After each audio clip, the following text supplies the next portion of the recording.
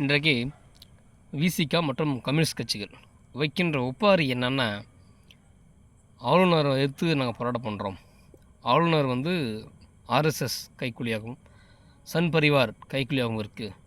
இல்லை என்றால் விஜய் அவர்களை ஆட்சி செய்வதற்கு விடுவாங்க. அதனால் பிஜேபி உள்ள வரக்கூடாது, பிஜேபி பின்னாடி இருந்து இயக்குகிறது அப்படின்னு சொல்லிக்கிட்டு இருக்காங்க.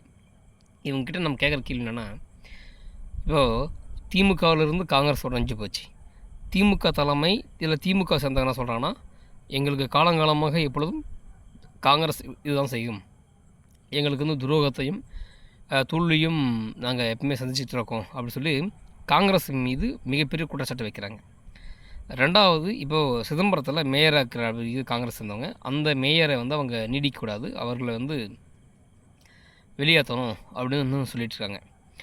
அப்போது ஆட்சி அமைக்கணும் என்பதற்காக காங்கிரஸ் இங்கேருந்து எங்கே போயிருக்குன்னா விஜய்கிட்ட போயிருக்கு.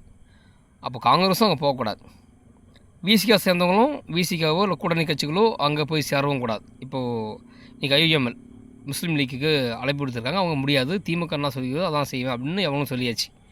இப்போ பிரேமலதா ஒரு சீட்டு தான் இருக்குது, இப்போ அவங்களாலும் போக முடியாது. சரி, இந்த பக்கம் அதிமுக ஒரு வேலை ஆதரவு தரணும்னா அப்போ இவங்க சொல்கிறாங்கன்னா பிஜேபி உள்ளே போயிடும், பிஜேபி கூடி வந்துடும் அப்படின்னு இவங்க சொல்லுவாங்க. பாமகவுக்கும் அழைப்பு கிடையாது, அதிமுகவுக்கும் அழைப்பு கிடையாது. அப்போது யார் இவங்க ஆட்சி அமைப்புக்கு அழைப்பாங்கன்னா, ஒவ்வொரு கூட்டணி கட்சியிலையும் இருக்கக்கூடிய மற்ற கட்சிகள், இப்போ விசிகாவுக்கு ஒரு 2 சீட்டு இருக்குது, கம்யூனிஸ்ட்டுக்கு ஒரு 4 சீட்டு இருக்குது, காங்கிரஸுக்கு ஒரு 5 சீட் இருக்குது. இவர்களும் திமுக விஜய் பக்கம் போகக்கூடாது, திமுகவும் ஆதரவு தராது, அதிமுகவும் தரக்கூடாது. அப்போ எப்பறம் ஆட்சி அமைப்பாங்கன்னா அதெல்லாம் தெரியாது, நீ ஆட்சி அமைக்கணும். அதுக்கு இவங்க சொல்கிறது என்னென்னா, இல்லை விஜய்கிட்ட இப்போ 108 பெரும்பான்மை இருக்காங்க, அவங்க ஆட்சி அமைக்கட்டும். சட்டமே என்ன சொல்கிறதா, 118 இருந்தால் ஆட்சி அமைக்கலாம் அப்படின்னு சட்டம் சொல்லுது. சரி, இவங்க 108 சேர்ந்து இப்போ பிரம்மாண்டமாக கோலாகலமாக எல்லாம் வச்சுட்டு பதவி பிரமாணம் ஏற்றுருவாங்க. அதுக்கப்புறம் திமுக நாங்கள் உள்ளே போயிட்டு திமுக கட்சி சார்ந்தவங்களும் பெரும்பான்மை இல்லை, நிரூபிக்கலை அப்படின்னு சொல்லிட்டு அடுத்த 6 மாதத்தில் இவங்க அந்த ஆட்சி கலைக்கான விஷயத்தை போய் ஏற்பாடு பண்ணுவாங்க. யோசிச்சு பாருங்கள், தமிழ்நாட்டில் இப்போ எவ்வளோ வேலைகள் கெட்டுருக்கு, அரசாங்கங்கள் இவ்வளோ பணத்தை இழந்திருக்கு, பொதுமக்களுடைய வாழ்வாதாரம் எவ்வளோ பாதிக்கப்பட்டிருக்கு, இவ்வளோ நேரம் வீணாகும். மீண்டும் 2வது எலெக்ஷன் 6 மாதத்துக்குள்ளே வருதுன்னா அது உண்மையாகவே அந்த மாநிலத்துக்கு மிகப்பெரிய ஒரு பின்னடைவை ஏற்படுத்தும், இவ்வளோ பொருளாதாரம் சீர்கேடு ஏற்படும். ஆனால் இவங்க சொல்கிறது 108 தான் இருக்காங்க, ஒருவேளை ஆர்எஸ்எஸ் கைக்குலியா இல்லை, பிஜேபி பின்புலமாக இருக்க அப்படின்னு சொன்னாங்கன்னா, இவங்க திமுகவோ அல்லது அதிமுகவோ அல்லது கூட்டணி கட்சிகளோ அடுத்த 2 வருஷத்துக்கு நாங்கள் நாடாளுமன்றத்தில் சட்டமன்றத்தில் பெரும்பான்மை காட்ட சொல்லி நாங்கள் போர்ஸ் பண்ண மாட்டோம், இந்த ஆட்சியை கலைக்க சொல்லி நாங்கள் போராட்டம் பண்ண மாட்டோம், இதில் ஆளுநரை நிர்பந்தம் பண்ண மாட்டோம் அப்படின்னு சொல்லிட்டு அந்தந்த கட்சியை சேர்ந்த தலைவர்கள், இப்போ அதிமுகவில் எடப்பாடிங்கிறார், திமுகவில் அந்த கட்சி ஸ்டாலின்ங்கிறார், இப்போ இன்றைக்கி உதயநிதி ஸ்டாலின் அவர் தான் தலைமைக்கு போகிறார். அப்புறம் விசிக கட்சிகள் இவங்கெல்லாம் இந்தந்த தலைவர்கள் எங்கள் கட்சி சார்பாக நாங்கள் கோரிக்கை வைக்க மாட்டோம், தூண்டி விட மாட்டோம், மற்ற 5 வருஷத்துக்கு 118க்கு மேலே பெரும்பான்மை நிரூபிக்கலாம் கூட விஜயே ஆளட்டும் அப்படின்னு சொல்லி இவர்கள் கையெழுத்து கொடுத்துருவாங்களா? அப்போது இந்த கேடுகட்ட அரசியலும் இந்த கேடுகட்ட செயலும் செய்யக்கூடாது என்பதற்காக தான் ஆளுநர் என்ன பண்ணுறாருன்னா, நீங்கள் பெரும்பான்மை நிரூபிச்சிடுங்க, நிரூபிச்சுட்டு நீங்கள் ஆட்சியில் உட்காருங்கன்னு சொல்கிறாங்க. ஏன்னா இவங்க 6 மாதம் நிச்சயமாக கொட்டையை கிளப்புவாங்க. அப்போ எதுக்கு?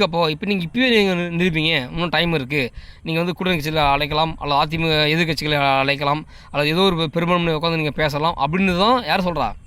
ஆளுநர் சொல்கிறாங்க. இவங்க சொல்கிறது என்னென்னா, இந்த பக்கம் போனால் பிஜேபி ஆர்எஸ்எஸ் கைக்கூலி, சரி நீங்கள் ஆதரவு தரணும்னா தர முடியாது, அவங்களையும் ஆட்சியில் உட்கார வைக்க மாட்டாங்க. அப்போ என்ன பண்ணுறதுன்னா, இந்த மக்களை குழப்பி விட்டுனேங்கணும், தமிழக மக்களை குழப்பி விட்டுக்கணும். இப்படி தான் இவங்க குழப்பி தமிழகத்தில் உண்மையாகவே மக்களுக்காக போராடிய கட்சிகள் பாமகருக்கு தூக்கி வெளியே போட்டாங்க, ஜாதி கட்சின்னு சொல்லி.